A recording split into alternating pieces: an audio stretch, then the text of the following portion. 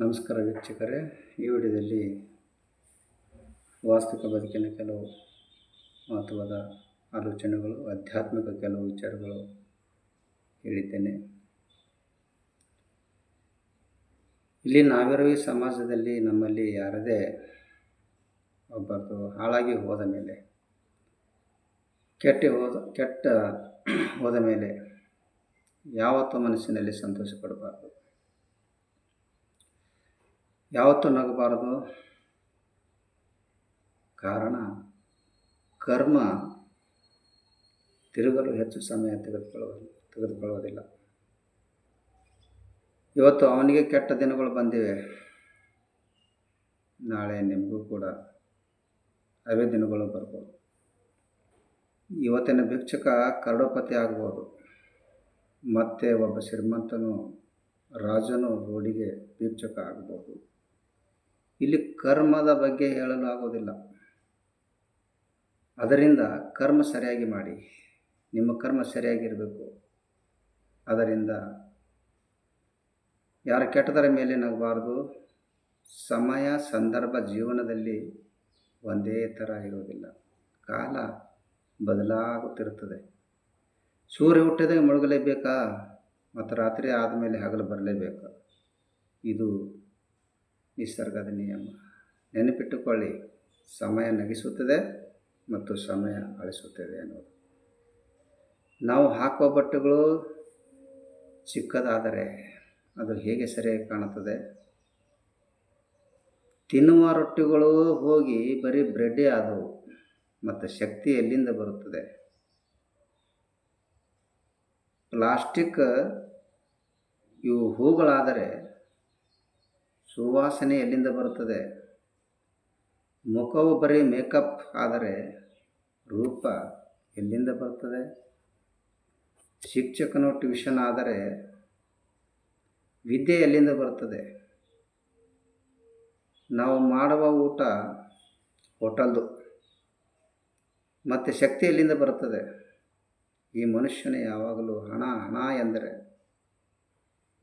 ದಯೆ ಎಲ್ಲಿಂದ ಬರುತ್ತದೆ? ಕೆಲಸಗಳು ಆದವು ಹೈಫೈ, ಮತ್ತು ಬರ್ಕತ್ ಎಲ್ಲಿಂದ ಬರುತ್ತದೆ? ಪೂಜೆ ಮಾಡುವನು ಸ್ವಾರ್ಥವ ಆದರೆ ಆ ದೇವರು ಎಲ್ಲಿಂದ ಸಿಗುತ್ತಾನೆ?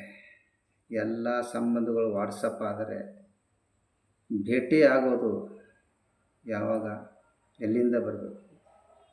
ಇದು ಈ ಕಲಿಯುಗದ ಜೀವನ ಶೈಲಿ. ಇದು ಬರೀ ಯಾಂತ್ರಿಕ ಜೀವನ ಅಷ್ಟೇ.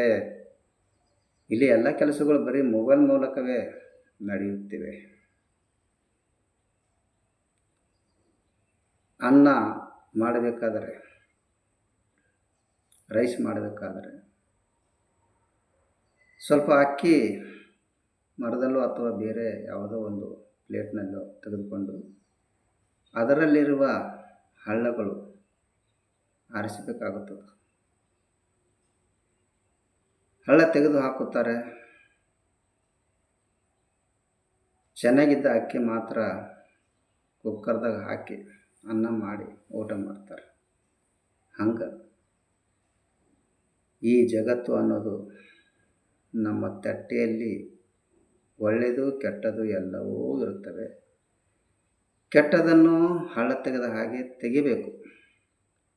ಚೆನ್ನಾಗಿದ್ದ ಅನ್ನ ಮಾಡಿಕೊಂಡು ಊಟ ಮಾಡಬೇಕಷ್ಟೇ ಜೀವನ. ಒಳ್ಳೆಯದನ್ನು ಸ್ವೀಕಾರ ಮಾಡಬೇಕು, ಕೆಟ್ಟದನ್ನು ಬಿಡಬೇಕು. ಕೆಟ್ಟದು ಇರುತ್ತದೆ, ಒಳ್ಳೆಯದು ಇರುತ್ತದೆ. ನೋಡಿ ಕಲಿಬೇಕು. ಯಾವುದು ಒಳ್ಳೆಯದು ಇದೆ ಮತ್ತು ಯಾವುದು ಕೆಟ್ಟದು ಇದೆ. ಕೆಟ್ಟದನ್ನು ಸ್ವಲ್ಪ ದೂರ ಮಾಡುವುದು, ಒಳ್ಳೆಯದನ್ನು ಸ್ವೀಕಾರ ಮಾಡುವುದು. ಇದು ಮನುಷ್ಯ ಗುರುತಿಸುವುದು. ಈಗಿನವರಿಗೆ ಈ ಸಮಾಜದಲ್ಲಿ ಅವರ ಮನೆ ನಿಯಂತ್ರಣದಲ್ಲಿ ಇಟ್ಟುಕೊಳ್ಳಲು ಆಗೋದೂ ಇಲ್ಲ. ಅವರ ಮನೆಯ ಪಂಚಾಯತಿನೇ ಬಗೆಹರಿಸಲು ಆಗುತ್ತಿಲ್ಲ ಅಂದಮೇಲೆ ಬೇರೆಯವರ ಮನೆಯಲ್ಲಿ ಪಂಚಾಯತಿ ಮಾಡಲು ಎಲ್ಲರಿಗಿಂತ ಮುಂದಾಗಿಯೇ ತಲುಪುತ್ತಾರೆ. ಇದೇ ಕಲಿಯುಗದ ರೋಗ. ಸ್ವತಃ ಅವರ ಕನ್ನಡಿ ನೋಡುವುದಕ್ಕೆ ಭಯ ಪಡ್ತಾರೆ. ಆದರೆ ಬೇರೊಬ್ಬರ ತಪ್ಪುಗಳು ಎತ್ತಿ ತೋರಿಸುತ್ತಾರೆ. ಹೇಗಿದೆ ಪ್ರಪಂಚ? ಬೇರೊಬ್ಬರ ತಪ್ಪುಗಳು ಎತ್ತಿ ತೋರಿಸುವಲ್ಲಿ ಮಹಾವೀರ ಆಗಿರುತ್ತಾರೆ. ನಮ್ಮ ಬದುಕಿನಲ್ಲಿ, ನಮ್ಮ ಜೀವನದಲ್ಲಿ ಯಾವಾಗ ಸುಖ ಬಂದದ್ದು ಶಾಶ್ವತ ಇರುವುದಿಲ್ಲ, ಅದು ಹೋಗುತ್ತದೆ. ಮತ್ತು ಒಮ್ಮೆ ದುಃಖ ಬರುತ್ತದೆ, ಅದು ಕೂಡ ಶಾಶ್ವತ ಇರೋದಿಲ್ಲ, ಅದು ಕೂಡ ಹೋಗ್ತದೆ. ನಮ್ಮ ತಲೆಯಲ್ಲಿ ಇಷ್ಟೇ ಗೊತ್ತಿರಬೇಕು, ಸುಖ ಶಾಶ್ವತ ಬೇಕಾದರೆ ಸಿಗೋದಿಲ್ಲ. ಒಮ್ಮೆ ಬಂದ ಮೇಲೆ ಮತ್ತೆ ಹೋಗ್ತದೆ, ಮತ್ತೆ ದುಃಖ ಬರುತ್ತದೆ. ದುಃಖದ ಅನುಭವ ಆಗಿದೆ ಅಂದರೆ ಅದು ಶಾಶ್ವತ ಇರುವುದಿಲ್ಲ, ಹೋಗುತ್ತದೆ. ಮತ್ತು ಸುಖದ ಗಳಿಗೆ ಬರುತ್ತವೆ. ಅನುಭವ ಬರೆಸೋದೊಂದಿಗೆ ಬದುಕು ಕಟ್ಟಬೇಕು. ಮನುಷ್ಯ ಸುಖ ದುಃಖಗಳು ಬರುತ್ತವೆ, ಹೋಗುತ್ತವೆ. ನಾವು ಮಾತ್ರ ಸಾಕ್ಷಿಕನಾಗಿ ಬದುಕಬೇಕು, ಅಷ್ಟೇ ಜೀವನ. ಇಲ್ಲಿ ಸಮಾಜದಲ್ಲಿ ನಮ್ಮ ಬದುಕಿನಲ್ಲಿ ನಾವು ಸೋತರೆ ಬದುಕು ನಮ್ಮನ್ನು ನೋಡಿ ನಗುತ್ತದೆ. ಒಂದು ವೇಳೆ ಗೆದ್ದರೆ ಸಂತೋಷವಾಗುತ್ತದೆ. ಮತ್ತು ಅದೇ ನಾವು ಮತ್ತೊಬ್ಬರ ಬದುಕಿನಲ್ಲಿ, ನೊಂದವರ ಜೀವನದಲ್ಲಿ, ಅವರ ಮುಖದಲ್ಲಿ ನಗುವನ್ನು ಅರಳಿಸಿದರೆ ನಮ್ಮ ಬದುಕೆ ನಮಗೆ ನಮಿಸುತ್ತದೆ. ನಿಮ್ಮ ಜೀವನದಲ್ಲಿ ನಿಮ್ಮ ಕೈಲಾದಷ್ಟು ಸಹಾಯ ಮಾಡಿ, ಆದಷ್ಟು ಮಟ್ಟಿಗೆ ಇನ್ನೊಬ್ಬರಿಗೆ ಒಳ್ಳೆಯದೇ ಮಾಡಿ, ಇನ್ನೊಬ್ಬರ ಒಳ್ಳೆಯದು ಬಯಸಿ. ಆಗ ಭಗವಂತ ನಿಮ್ಮನ್ನು ಸರಿಯಾಗಿ ಹೇಳುತ್ತಾನೆ. ತಮ್ಮ, ನೀನು ಒಂಟಿಯಾದೆ ಎಂದು ಯಾವತ್ತೂ ಹೊರಗಬೇಡ. ಇಲ್ಲಿ ಭೂಮಿಯ ಮೇಲೆ ಸೂರ್ಯನೂ ಒಬ್ಬನೇ, ಚಂದ್ರನೂ ಒಬ್ಬನೇ. ಆದರೂ ಈ ಪ್ರಪಂಚಕ್ಕೆ ಬೆಳಕು ನೀಡುತ್ತಿಲ್ಲವೇ? ನೀನು ಒಂಟಿಯಾಗಲಿ ಏನು ಅಂತ ಅರ್ಥವಾಗುವುದು, ನಿನ್ನ ಸಾಮರ್ಥ್ಯ ಎಷ್ಟು ಎಂದು ತಿಳಿಯುವುದು, ಸೂರ್ಯಚಂದ್ರಂತೆ ಬೆಳಕು ಕೊಡು. ಇದೇ ನಿಜವಾದ ಜೀವನ. ಇಲ್ಲಿ ಈ ಸಮಾಜದಲ್ಲಿ ಜನ ಹೇಗಿದ್ದಾರೆಂದರೆ, ನೀವು ಎಷ್ಟು ಸೋಲುತ್ತೀರೋ, ನೀವು ಅವರ ವಿಚಾರದಂತೆ ನಡೆದುಕೊಳ್ಳುತ್ತೀರೋ, ಅಲ್ಲಿವರೆಗೆ ಅವರು ನಿಮ್ಮವರಂತೆ ಇರುತ್ತಾರೆ. ಯಾವಾಗ ಅವರ ವಿರುದ್ಧವಾಗಿ ಹೋದರೆ ಅವರೇ ನಿಮ್ಮನ್ನು ತಿರಸ್ಕರಿಸಲು ಪ್ರಾರಂಭಿಸುತ್ತಾರೆ. ಈ ಪ್ರಪಂಚದಲ್ಲಿ ನೀವು ಎಷ್ಟು ಒಳ್ಳೆಯದು ಮಾಡುತ್ತೀರೋ ಅಷ್ಟೇ ಜನರು ನಿಮ್ಮ ಲಾಭ ಪಡೆದುಕೊಳ್ಳುತ್ತಾರೆ. ಇದರಿಂದ ಯಾರ ಮೇಲೂ ವಿಶ್ವಾಸ ಮಾಡಬೇಡಿ. ಇಲ್ಲಿ ನಿಮ್ಮ ಮನಸ್ಸು ಯಾವತ್ತೂ ಶುದ್ಧ ಇರಲಿ, ಆದರೆ ಮೂರ್ಖತನ ಬೇಡ. ಒಳ್ಳೆಯದು ಮಾಡಿ ಅಲ್ಲಿ ನಿಮ್ಮ ಗೌರವ ಗುಣಗಾನ ಮಾಡಬೇಕು, ಗೌರವ ಬರಬೇಕು. ಯಾರು ನಿಮಗೆ ಮೇಲಿಂದ ಮೇಲೆ ನಿಮ್ಮ ಮನಸ್ಸು ಮುರುಗುತ್ತಾರೋ, ನಿಮ್ಮ ನೆಮ್ಮದಿ ಹಾಳು ಮಾಡುತ್ತಾರೋ ಅವರಿಗೆ ಸುಧಾರಣೆ ಮಾಡುವ ಪ್ರಯತ್ನ ಮಾಡಬೇಡಿ. ಆದರೆ ಅವರಿಂದ ದೂರ ಇರಿ, ಅಷ್ಟೇ ಜೀವನ. ಮತ್ತು ವಿಚಾರಗಳು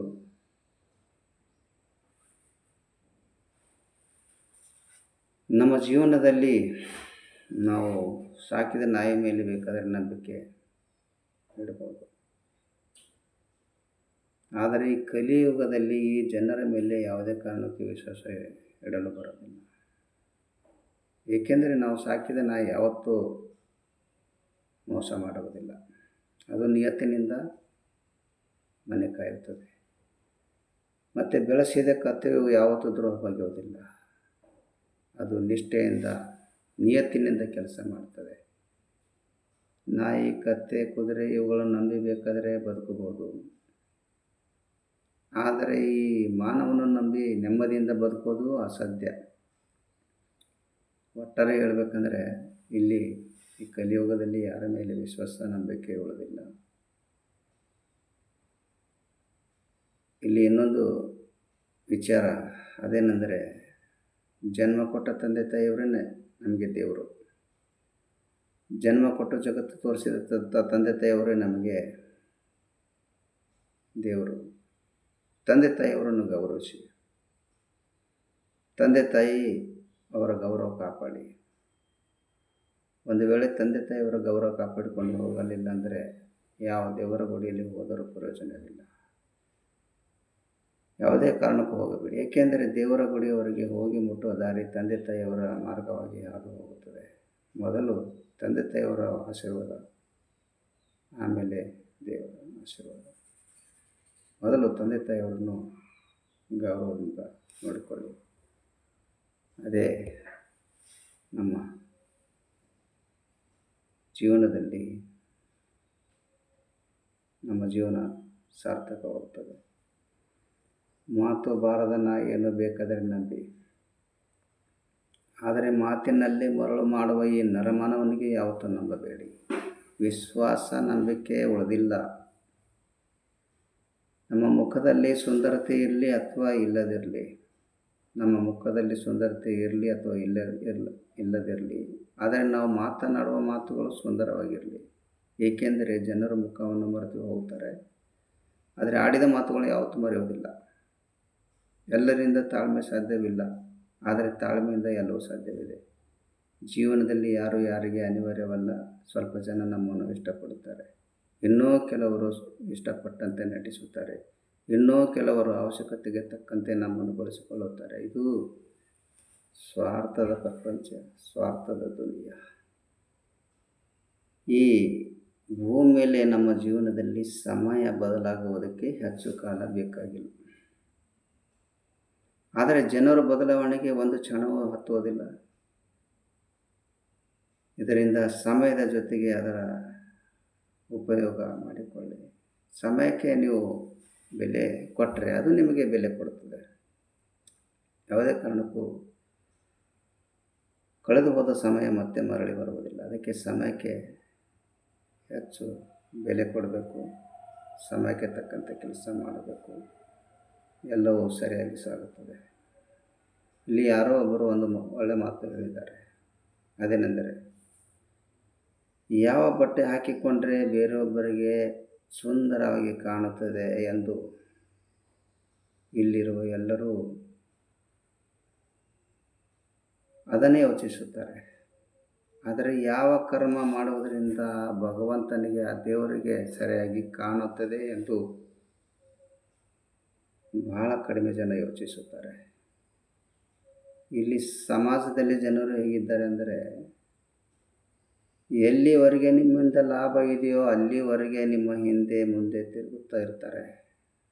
ನಿಮ್ಮ ಬಗ್ಗೆ ನಿಮ್ಮ ಮುಂದೆ ಒಳ್ಳೆಯದೇ ಹೇಳುತ್ತಾರೆ, ನಿಮ್ಮ ಜೊತೆಗೆ ತುಂಬ ರುಚಿ ಮಾತನಾಡುತ್ತಾರೆ. ಒಂದು ವೇಳೆ ನಿಮ್ಮ ಕಡೆಯಿಂದ ಯಾವಾಗ ಲಾಭ ಬರುವುದು ಬಂದು ಆಯಿತು, ಆವಾಗಲೇ ನಿಮ್ಮಿಂದ ದೂರ ಸರಿಯಲು ಪ್ರಾರಂಭಿಸುತ್ತಾರೆ. ಅಂದರೆ ನಿಮ್ಮನ್ನು ಮರೆತು ಬಿಡುತ್ತಾರೆ, ನಿಮ್ಮನ್ನು ತಿರಸ್ಕರಿಸಲು ಶುರು ಮಾಡುತ್ತಾರೆ. ಇದು ಈ ಜಗದ ನಿಯಮ ಇದೆ. ಆದ್ದರಿಂದ ಸರಿಯಾಗಿ ಯೋಚಿಸಿ ಜೀವನ ಮಾಡಿ.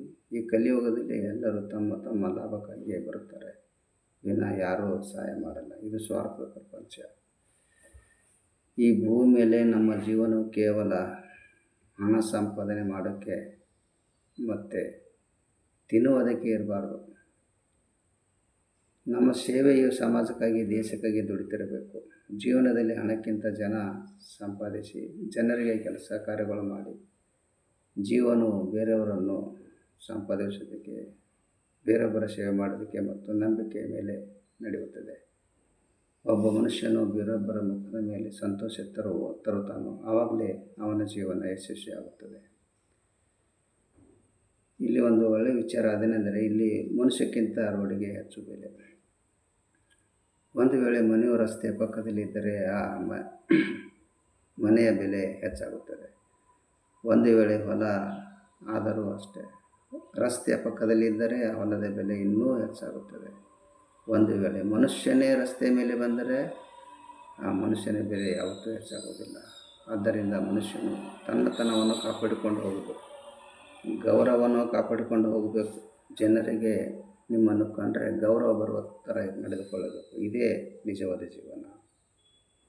ಇಲ್ಲಿ ಹೂ ಭಾಳಷ್ಟು ಚೆಂದ ಮತ್ತು ಗಿಡದ ಬೇರು ಭಾಳಷ್ಟು ಕಡಿಮೆ ಅಂತ ಹೇಳಲು ಬರೋದಿಲ್ಲ.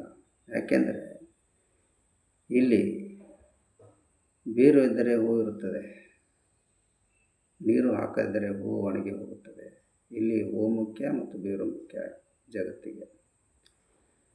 ಯಾವಾಗ ಕುರುಡನಿಗೆ ಕಣ್ಣು ಕಾಣಲು ಶುರುವಾಯಿತೋ ಆವಾಗಲೇ ಅವನಿಗೆ ಆಸರೆಯಾಗಿದ್ದ ಕೈಯಲ್ಲಿದ್ದ ಕೋಲು ಮೊದಲು ಬಿಸಾಕಿ ಬಿಡುತ್ತಾನೆ. ಅದು ಅವನಿಗೆ ಜೀವನ ಪೂರ್ತಿ ಸಹಾಯ ಕೊಟ್ಟಿರುತ್ತದೆ.